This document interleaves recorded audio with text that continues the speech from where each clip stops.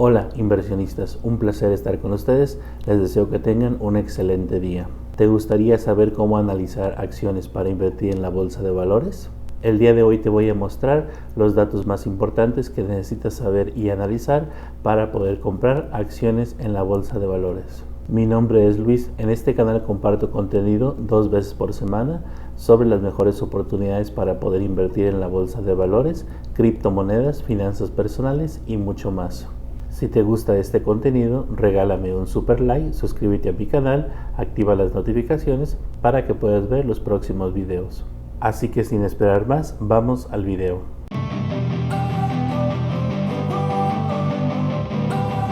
Para buscar los datos que necesitamos analizar, vamos a usar una página que se llama Yahoo Finance. Lo primero que vamos a necesitar es una compañía. Para este ejemplo vamos a usar Google y lo primero que vamos a checar es su market cap o capitalización bursátil de la compañía. Las compañías se dividen en nano caps, que son compañías que tienen un valor menor de 50 millones de dólares. Luego siguen las micro caps, que son compañías que tienen un valor menor de 250 millones de dólares. Luego siguen las small caps, que son compañías que tienen un valor entre 250 y 2.000 millones de dólares. Luego siguen las mid caps, que son compañías que tienen un valor entre 2.000 y 10.000 millones de dólares.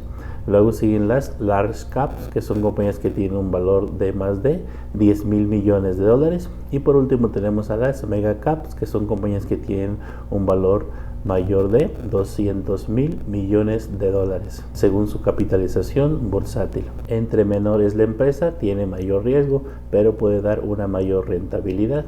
Entre más grande es la empresa, tiene un menor riesgo, pero puede que tengas la probabilidad de tener una menor rentabilidad.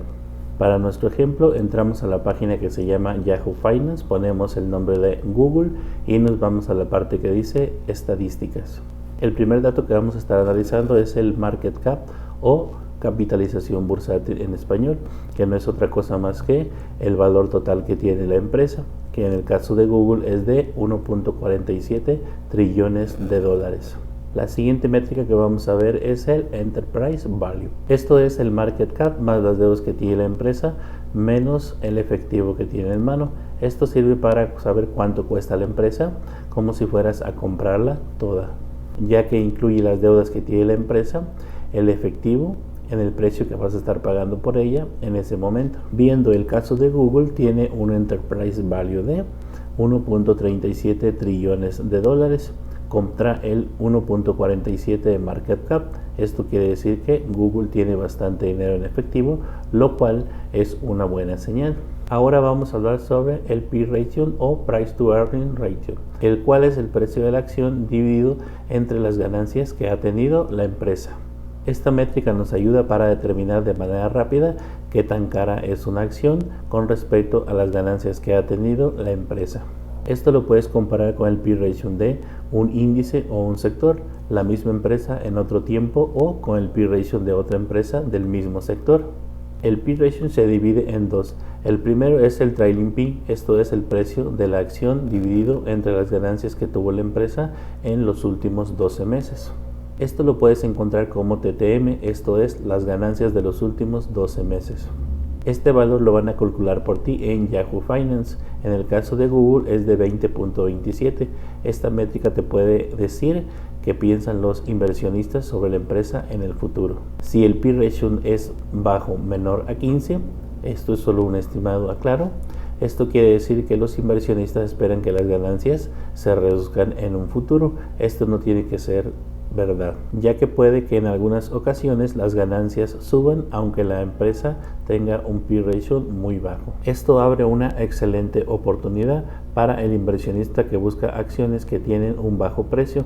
A esto se le llama value stock, son las que tienen un P ratio bajo. Si el P ratio es alto, entonces los inversionistas creen que las ganancias van a aumentar en un futuro. Este tipo de acciones se les llama growth stocks si el P ratio es mayor a 25. Aunque esto tampoco va a ser necesariamente cierto, ya que muchas veces el precio de las acciones sube porque la gente se emociona, porque puede ser una empresa innovadora, empiezan a comprar de forma descontrolada sin algo que pueda justificar ese precio.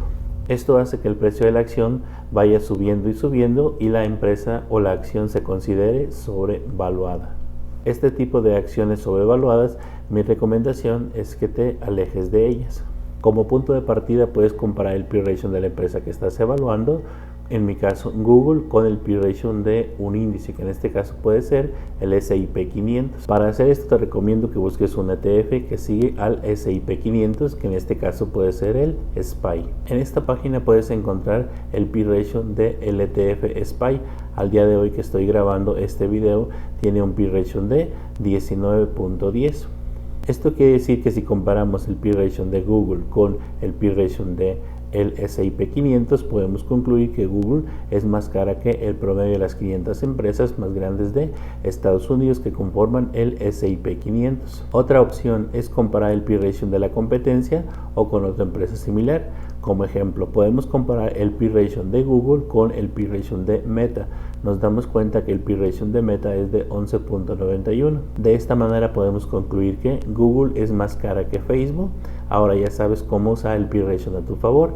Entre menor sea el P/E ratio que tiene la empresa, está más barata. Pero es importante que no solo tomes en cuenta este factor a la hora de tomar una decisión, ya que el P/E ratio solamente está considerando las ganancias de los últimos 12 meses. Por lo menos el trailing P aquí no toma en cuenta ni la deuda que tiene la empresa o el crecimiento que se espera en el futuro, entre otros factores. Existe otra meta que se llama Forward P/E ratio y este se calcula exactamente igual que el anterior, pero la única diferencia es que las ganancias por acción se calculan en base a la proyección que hacen los analistas de los siguientes 12 meses. En este caso, el Forward P/E ratio de Google es de 19.72. Ahora vamos a comparar el Trailing P y el Forward P de Google. Debido a que el Forward P es menor que el Trailing P, esto quiere decir que los analistas consideran que en el futuro las ganancias de Google van a crecer, lo cual es buena señal. La siguiente métrica se llama PEG o Price to Earnings to Grow. Este métrico es el P/E ratio, pero ahora ya considerando el crecimiento futuro, ya sea a 1, 2 o 5 años. Para calcular esto simplemente debes dividir el P/E ratio que ya tenías dividido entre el pronóstico de crecimiento de las ganancias que hacen los analistas en cierto periodo de tiempo. Usualmente si este valor es menor a 1, se considera que la acción está muy barata. Si esto ocurre, quiere decir que el crecimiento esperado es mayor al P/E ratio. Si el PE es igual a 1, significa que la acción está a un precio justo, ya que el P/E ratio es igual al pronóstico de crecimiento en el futuro. Si es mayor a 1, se considera que la acción está sobrevalorada. Otra cosa que puedes comparar es el PEG con el de la competencia y el que sea menor es mejor.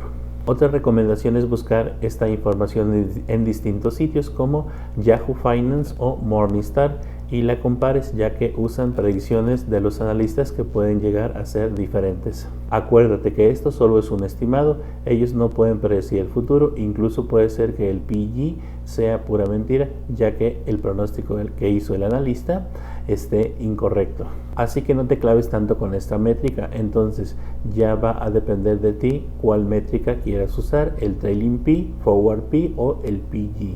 En realidad todas funcionan, pueden servir, pero depende del inversionista las que utilice. A mí me gusta comparar las tres para tener una visión más amplia. El problema con estas tres métricas es que estamos considerando que la empresa tiene ganancias, pero si estamos analizando a una empresa que tiene pérdidas, entonces esto no nos va a servir de nada. Y es aquí cuando entra el siguiente métrico, que se llama Price to Sales Ratio. Aquí se hace exactamente lo mismo que el P/E ratio. Vamos a dividir el precio que tiene la acción entre las ventas que tiene la empresa. Usualmente, si el Price to Sell es menor a 1, entonces el precio se considera bueno, ya que estás pagando menos por la acción que las ventas que tiene la empresa. Igual lo puedes comparar esta métrica con la competencia o con empresas similares. Recuerda que esto solo se utiliza cuando la empresa no tiene ganancias. Si tiene ganancias, mejor usa el P/E ratio. En el caso de Google es de 5.59, lo cual es bastante elevado.